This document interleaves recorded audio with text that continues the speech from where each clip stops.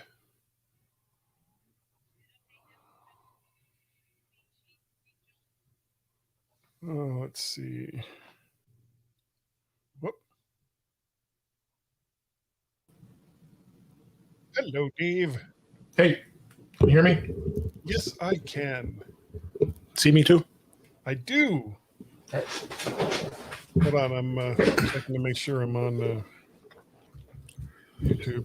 Yeah, YouTube. So I'll try to keep my mic far away, or my breathing's been bad. Well, you just got to stop that. Yeah, I was holding my breath. Yeah. That whole breathing bit, it is like so overrated. Let's see. Your videos live. Yes, we are live. Come on. There we go. Okay. So we are live on Facebook and we are live in YouTube. Couldn't think of it for a second there. The tubes of you.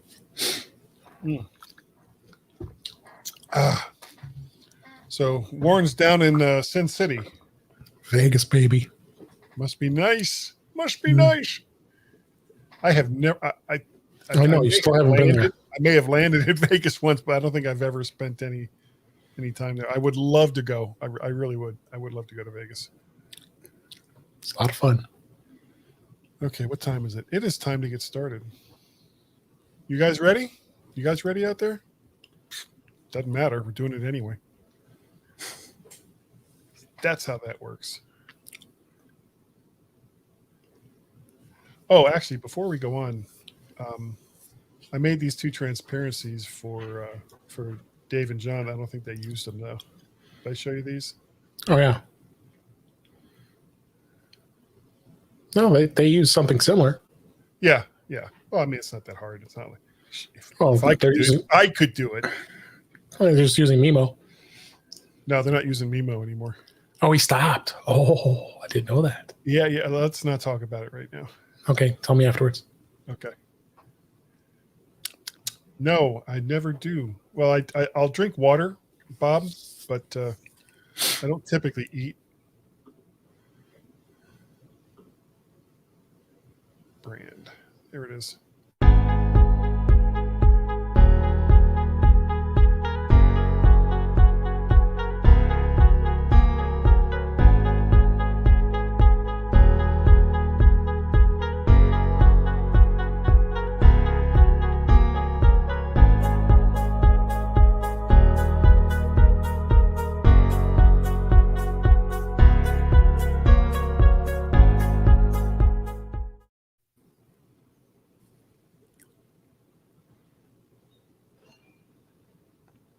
Tonight. Oh, damn.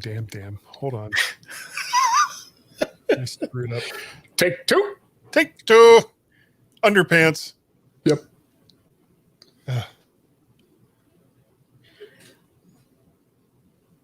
Tonight on the Mac to the Future livecast. Go.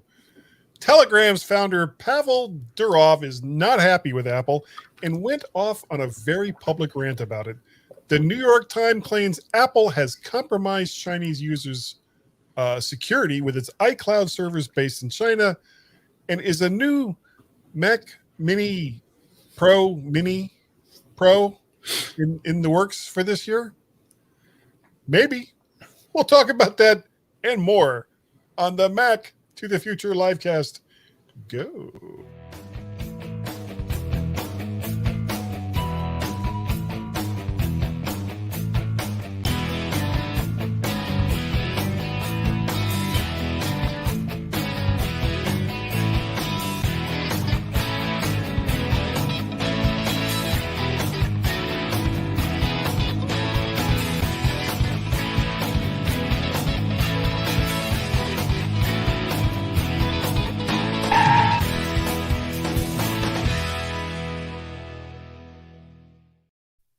Good evening. I am so glad to see you all here tonight watching the Mac to the Future livecast go.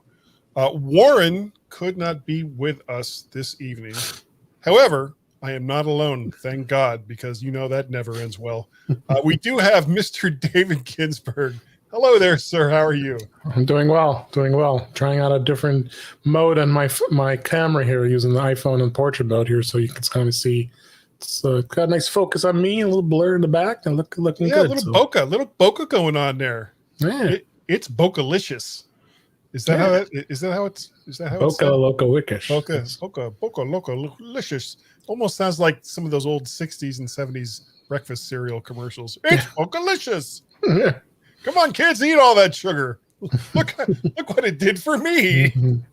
Screwy rabbit, tricks are for kids. Screwy rabbit. Oh my God, there's actually a good joke that I'm not going to tell right now that kind of goes along those lines. But let's just get right into it. There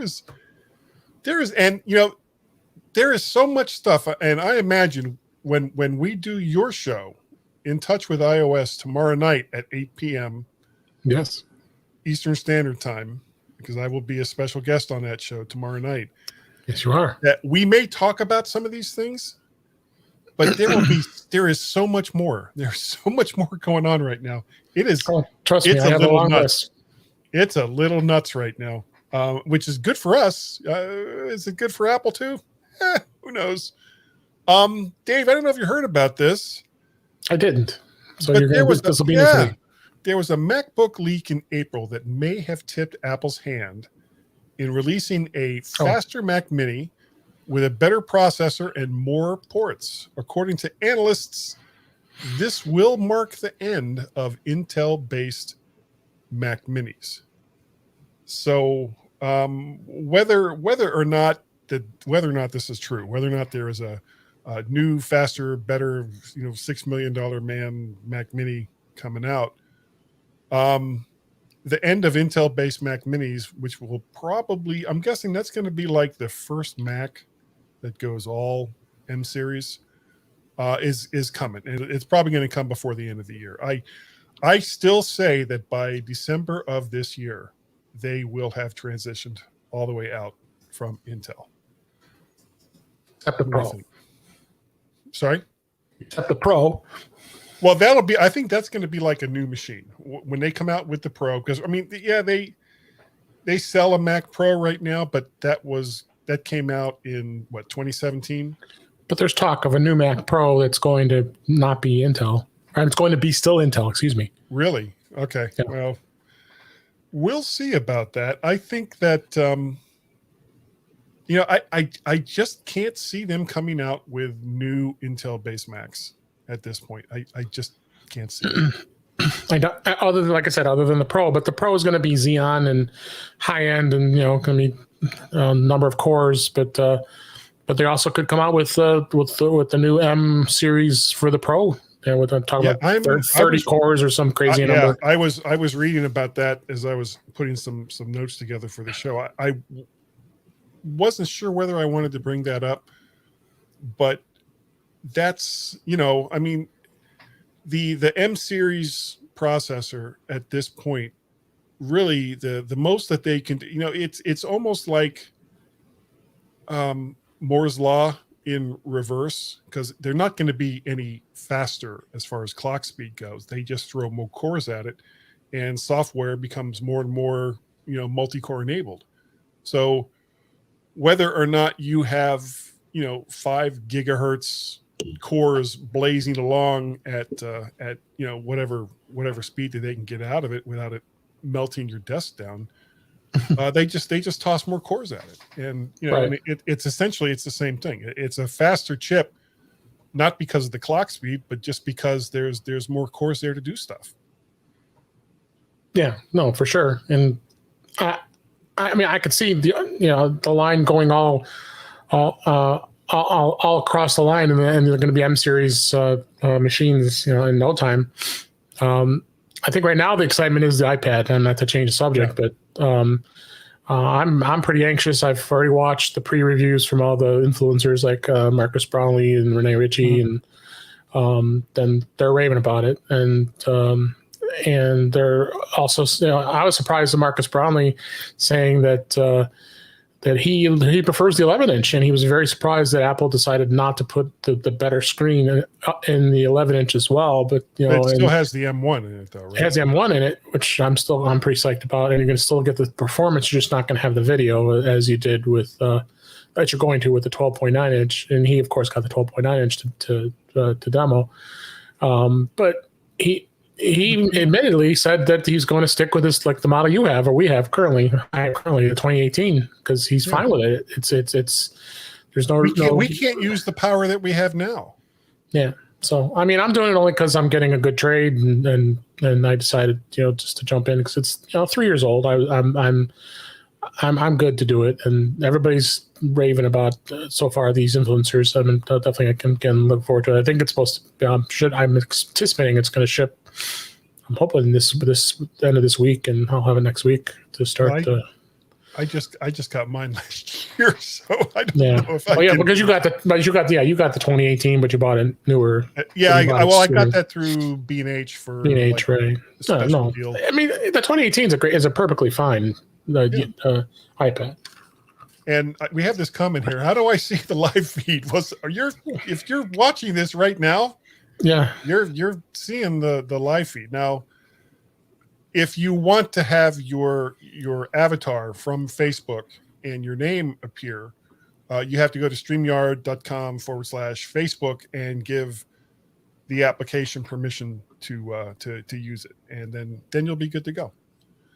And I don't know what this means, but it doesn't look good. So we're just going to skip right past that. Yeah. The next thing I have here, new iMacs are starting to show up, and you'll be able to buy nearly all of the new gear, which includes not just the iMacs, but iPad Pros and the Apple TV 4K in store by Friday. So that's 2 days away from, because today is Wednesday, May 19th. And so by the 21st, they should be in store somewhere near you. So most, I guess, a lot of the stores are opening up now. Yeah, I think pretty much most of them now these days. Yeah, I know. They still got the mask mandates, even though they've the CDC said otherwise. But I think Apple had declared they're not going to change at the moment for now. The weird thing is where I work, they just released an email saying that if you've had the vaccination, that you can now walk around without a mask. But at the same time, you can't ask people whether or not they've had the vaccination. So it's kind of like, well, okay, I guess I'm making it up as I go along. I think pretty much anybody's pretty open to tell you if you're vaccinated or not. So, well, I mean, they can't come up and say, show me your card. Oh, right, that you've been vaccinated, and at least where I work, they can't ask you. They can't force you to say whether or not you've been vaccinated, which to me seems like a contradiction. It's like, okay, well, you're saying that we can now go around without masks if we've been vaccinated, but we can't ask people who aren't wearing masks whether or not they've been vaccinated. So it's like, right, okay, so I'm wearing a mask at work. But speaking of the iMacs, another influencer, iJustine, I don't know if you saw her video. She got all 7 of them. She got every single color, and she unboxed every single one of them. It was like the most incredible thing to see. I'm not surprised. She's they're influencers. I mean, she probably gets to keep them all too. But I have to admit something. I did not buy an M1 Mac Mini, but if you mean iMac. Oh yeah, M1 iMac. Yeah, but each one in each color comes with an Apple sticker that has the color of that machine with it. Yeah. And I looked on eBay to see if anybody was selling those stickers. I'm sure they are. I don't necessarily. I mean, I've got basically the same machine with more ports, actually, with the M1 Mac Mini that I have. So I'm not looking to get one of those iMacs, but I do want those stupid stickers. I don't know why. Everybody does. And then I just talked about the iPad Pro. Then the Apple TV, I'm sticking with what I got, but I did put order in for the new remote. I want to try it out and see how it goes. And $60. and see how it is. But yeah, it's exciting. Get some more new products coming in, and we'll definitely be talking about them. That's for sure. And do you think that they'll? And I'm going off the notes here, but do you think that there'll be another event next month in June ahead of WWDC? No, they're going to wait until there's nothing. July. No, I think Dub is the next. Oh no, WWDC is in June. It is in June. It's June. It's coming up. Yeah. Okay, so they're not going to announce anything this month because this month is basically over. They've announced things before in Dub, so I wouldn't be at all surprised if something got announced. I think they are going to. I think there's going to be some hardware announcements. Yeah, probably the new MacBook Pros, the 16, the 14-inch, or whatever size they end up. On the next, maybe the next gen processor could be whatever they're calling it. Yeah, whether it's the M1X or the M2 or whatever. Yeah, but you were talking about them having 30 cores. That's what I saw the rumor about the Pro. 12-step Windows recovery program. Yeah. Take advice from someone like me for your computing needs because that's what you want to do. Moving on, the release candidate for Big Sur 11.4 is out just as the 11.5 beta is released for developers. Did it get released? I just updated it on my beta machine. What, to 11.5? To 11. Yeah. No, I went to RC. Oh, the 11.4 release candidate. Yeah, that's what I was, because you and I were talking like about an hour ago, I guess. And I was in the process of updating the Mac Mini to 11.4. But I haven't seen, you have it on beta? Well, I'm on the release candidate for 11.4. I'm on the beta program for this. Oh, that's right. This isn't a separate machine, which is like the first time ever that I've been using beta software on my main driver. Yeah, because of your Bluetooth issues and. Yeah, and so every single time I see one come up, it scares the hell out of me. It's like, do I really want to do it? And it's like, okay, we'll keep going. I don't think that the 11th, did they announce 11.5? I didn't see it. It said that it's available for developers at the same time that the release candidate for 11.4 came out.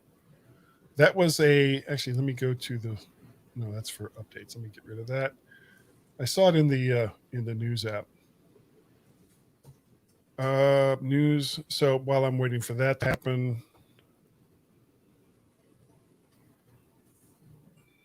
I know it's here someplace.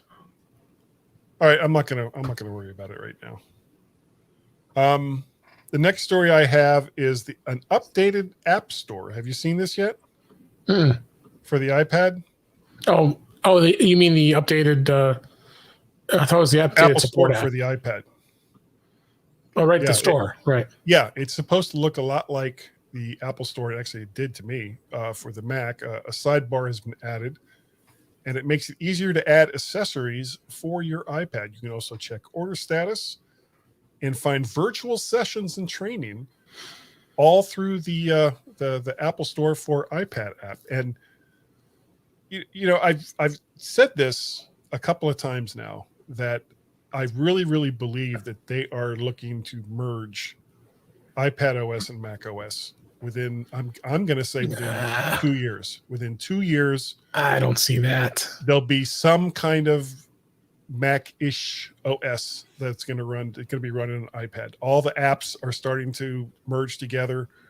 A lot of the features are starting to merge together. I think we are this far away. And I think they might just be waiting until the transition over from Intel is complete.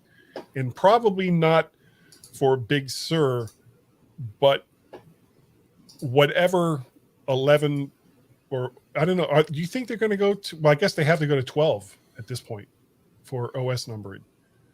Because they're doing 11.1, 11.2, 11. All the way through. Right, we're at 11.4 so now. they have to go to 12. They have to go to 12 for the next OS, assuming that they keep the same numbering scheme.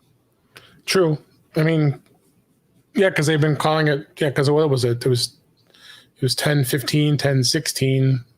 Yeah. And they instead of it being, they're not doing if they had gone the point series, if they'd gone like 11 and then 11.0.1.2.3, then they could have gotten away with having an 11.1 as. Yeah, maybe they decided they're just not going to stay with the same number as they did when they did with 10. But that is iPad going to happen. OS, Mac OS. All right. Yeah. Let's see. Facebook user says, "Really?" I have to say, I don't appreciate your sarcastic tone there, Mr. Facebook user. That Mac OS 11 can go for decades. Just kidding. You can have all the question marks you want. Oh, but by the way, there's it just came up. 11.5 beta is updating right now on my machine here. Okay. So yeah. So I'm not crazy. No, I went into my developer account too. I checked. So all right. You're right.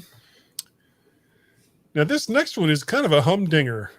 Pavel Durov, who is Telegram's founder, slams Apple over hardware and software, which on the face of it is fine. And this is editorial for me, but some of the comments themselves were really stupid. He made the comments after a New York Times article claiming that Apple's security is compromised in China, and there'll be more on that later, but also slammed the iPhone, saying that when he has to use one, it's like being back in the Middle Ages. Because, King Arthur and his iPhone were just a thing. With its iPhone 60 hertz display, just can't compete. Can't compete, Dave, with some Android phones and their 120 hertz displays. He also called Apple users digital slaves because Apple won't allow side-loaded apps from other stores, and that you can only use iCloud to natively back up your data. And that's important because it's true and it's not true. It's true that out of the box, you can only back up to iCloud out of the box.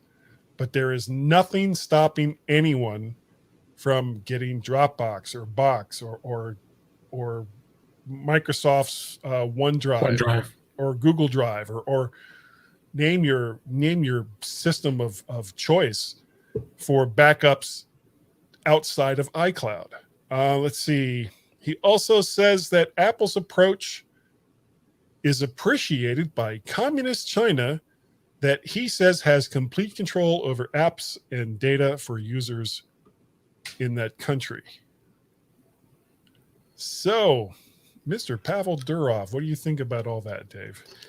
Yeah, I didn't really saw much attention to this, but it seems like he's going a little over the top here, talking about this. Yeah, just it doesn't make much sense to be saying that. I mean, then move to Android if you don't want Telegram to be on iOS. They do also sell on Android, but yeah, if you really feel this way as a developer, and you feel that strongly about Apple, and you feel that strongly about the people that use its hardware and software, why are you still on iOS? What, take it off of iOS if you really feel that way, or is it money? Don't know. Yeah, I mean, it just doesn't make much sense to me. No. Why he just would be going on a rant like this? I mean, yeah. Well, okay. you saw the title for the show this week, right? Yeah, he's a drunk. And Pavel is drunk.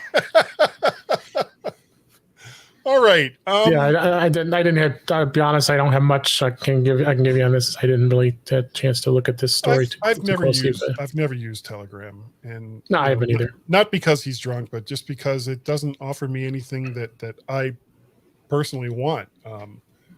There's nothing wrong with the software itself. There's a lot of very, very happy people that use it and use it every day, and that's fine. But no, I've never used it myself, and this certainly doesn't incentivize me to go out and get it. I'll tell you that. So no, why you would do this? It's very confusing. And apparently, Facebook user is Marcus. How could you, Marcus? I'm stunned.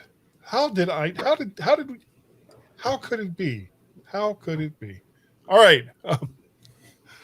Let's see. Apple says the New York Times, this is talking about the story that we were just talking about before, is wrong about its report that the Chinese government has control over apps, messages, photos, documents, and locations of Chinese citizens in the country because of claimed vulnerabilities in iCloud data centers in China. Now, they know about the locations of all their citizens because they're really good at that. They've done that for a long, long time. Oh, yeah. The encryption keys for this data, which is required to make it easy to access as compared to muck if you don't, is usually controlled and stored in different facilities than where the data itself is stored. Chinese law, however, doesn't allow for that, and they also haven't allowed for the usual hardware security modules. I've never heard of these before, where those keys are usually kept. Apparently, it's a French company that makes the ones that they use everywhere else. Now, in response to the article, Apple created, or has created, sorry, not in according to the article, not in response to it, but according to the article, Apple created new devices to store them instead. Apple claims to control those keys and that no data has been compromised for any of its users. Now, having said that, Apple still has to obey the laws of the countries in which they operate. And this is a fine line that tech companies serving overseas has to walk on each and every day. Especially China. Especially China. Well, not just China. Russia as well. Certain countries in the Middle East. Heck. Well, I don't know. I don't know how. But certainly, there's quite a few countries in Africa and as well as in Central South America that would also fall Brazil. in line. Well, Venezuela, Venezuela, Cuba. Yeah. I don't even know if you can get iPhones in Cuba. But regardless, Apple, if they have an official presence in any of these countries, they have to obey the laws of those countries. That's how it works. Because if you don't, then you don't operate in those countries. Right. Now, so far, according to Apple, and this applies mostly in China, they have made some concessions to China based on Chinese law, where they keep their iCloud servers in China. They keep the keys to the data in China in those facilities. And so far, according to Apple, they have not released any information on Chinese users outside of what Chinese law dictates they have to when presented with a legitimate, what's a good word? Kind of like, if Apple is presented with a warrant here in the US, there is some certain kind of data that I believe that they can give according. They can't give you passwords, and they can't give you, what it is that's going to open those phones. But there is some information that they can give. But as far as location goes, they don't even need to go to Apple for that. They can go to any of the carriers that these phones all operate in, because every single one of these phones are bouncing off of towers every day, so they can triangulate exactly where you are, just based right on that alone. That's got nothing to do with Apple, right? So that's gloom, doom, and despair on all of us, I guess. So what do you think? Do we say yay or nay on Apple's stuff over there in China? I mean, again, all we have is Apple's word. I mean, that they haven't allowed their systems to be compromised. I don't see Apple that they allow it to be compromised. I mean, they're abiding the laws of China. They want that China is a very lucrative place to be doing business. They're selling a lot of products there, and they want to keep that that happy, but I don't think they're compromising here of this, at least from what I'm reading here. But it is what it is. I mean, you can't control the data centers that are in China. I mean, they want control of them, and it's it's hard to not have vulnerabilities when you have them out there. It really is. So I just can't have much else to say on it other than let's hope things are being secure and Apple's being smart with it. If Apple didn't feel comfortable with it, then I would be confident thinking that they wouldn't do it. Well, the weird thing is Apple is probably one of the biggest employers of workers in China. Yeah, one of the biggest, if not the biggest. Didn't know that. Oh, because of the Foxconn and all that. Yeah. Well, and it's all contract. It's not like Apple owns right. these manufacturing facilities. It's all contract work. But they're paying for it. But they're paying for it, and so all of these factories located in China that are making these products, it's almost like Apple has a grip on China as much as China has a grip on Apple. Because those factories are physically located in China. So if the Chinese government tomorrow wanted to come out and say, okay, that's it, you can't make stuff for Apple anymore, there wouldn't really be much that Apple could do about it. But at the same time, that would throw probably millions of people out of work all at the same time. So it's really hard to say exactly where it's going to go. I know that there's been a big push by a lot of companies lately to stop creating stuff, stop manufacturing stuff in China, and not necessarily to bring it back to the U.S., but to diversify your supply chain a little bit. So, and even Apple's doing it. They've got some iPhone factories in India. They've moved some stuff to Vietnam. A lot of the M series chips, I believe, are made in Taiwan. So they're branching out a little bit, and they're trying not to be so reliant on China, which frankly is probably a good idea at this point. I think so. Yeah. So what else you got? You got anything else for us tonight? No, I think you covered quite a bit of this stuff tonight. We'll be talking a lot more of it tomorrow. That's right. So if you've enjoyed this conversation tonight, make sure that you go and you check out. And where else is? Well, let's just go right into it. Where can people find you? Where can people find this live show tomorrow night for In Touch with iOS? In Touch with iOS at intouchwithios.com. We'll be posting links in Facebook. And we stream live on YouTube, so you'll be able to watch the stream live. The Mac to the Future team, I always post it in there, so we'll get that audience. I think pretty much that's probably a good chunk of your audience right now is Mac to the Future, since it's part of their group. So, and you can also find me on Mac Voices Live every Tuesday. We just did that yesterday, and actually it was a short show, which was great. I know. It's the world's only hour show that takes nearly 2 hours to record. Yeah, but because he ends up having a lot of episodes because he cuts them down to 35 or 40 minutes. So, and then I'm on the Mac Show through the British Tech Network on Fridays usually, depending on my schedule. And Dave G65 is my Twitter handle. And you can find me. My email address is guy@mymac.com. Twitter handles is MacParrot and or VertShark. The other podcast, there's the mymac.com podcast that I do with Gaz every single week. As well as, I say this with a laugh, Guy's Daily Drive, which has been ancient off of its wheels for almost 2 months now, I think. I've got to get back to that. I've got so much content that I've got to start working harder on.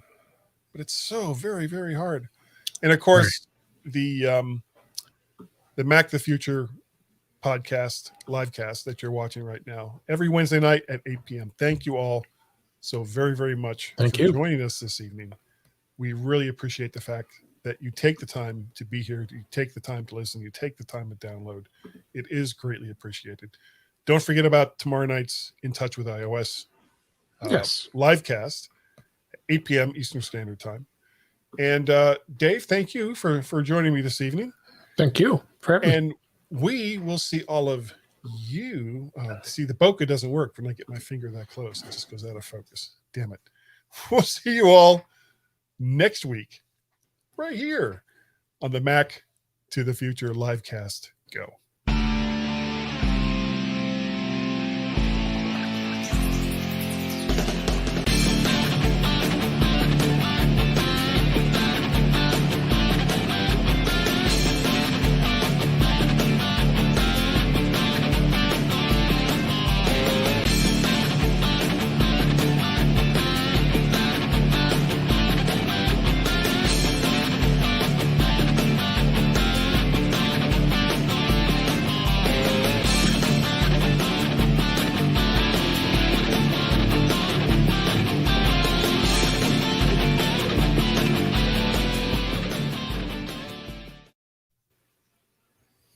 Oh, hey, we're back. Before we go, early on when I first started doing Mac to the Future, at the end of the show, I used to do this really weird thing where I would play music from my iTunes collection, sing along with some of the songs, and it wouldn't be like when the I first entire songs. started getting involved with this, you do it. Yeah, and it was so much fun. It was a lot of fun. People would call out what songs they wanted me to play and all the rest of that. And I would be on from anywhere from 10 minutes to an hour after I got done recording the actual show, just having fun with it. And now almost every single day I get a takedown notice from Facebook that one of those earlier episodes, or at least the after show part, sometimes I would release. Oh, that's still out there. Oh yeah, they're all still there, or they were. Is either being taken down or it's being muted or the rest because somebody is going, that's my stuff. And mostly what I think it is they want to claim it because they think I'm actually making money at this. And it's like, hey, you want to claim it and you think you can get some money out of it, knock yourself out. But you're not going to get squat. You're not going to get squat for it. And all I was really doing for the most part was reminding people of these songs. And I don't know if any sales were made because of it, but I'll tell you this. Certainly nobody was recording it off of the 10 to 30 second snippets that I was showing or playing, and then playing it back in their car going, that's good enough. I don't need to listen to any more of that song. That's all I needed. So, YouTube's just as bad. I mean, you play like 2 seconds of it, you'll get a flag. And it's, I just don't understand, and then when you're talking about, and there are some people who will play the entire song along with lyrics, and because it's part of somehow adding value to what was already there, they get away with it. Right. But you and I play a 5 second segment or snippet, and our entire video gets demonetized, and you could even possibly get strikes, which can get you thrown off the platform over there on YouTube. And I just don't understand it. It's like, what are we doing that is taking away money from your pocket by playing 10 to 30 seconds of a song? What is it? What is it that, what value are you not receiving because we played that little snippet of your song? It's crazy. I don't get it. Yeah, it's stupid. All right, rant over. That's all I got. So I think we're gonna end this. We're gonna end the live stream, and we will see all of you next week right here. Have a great night, everybody. Bye.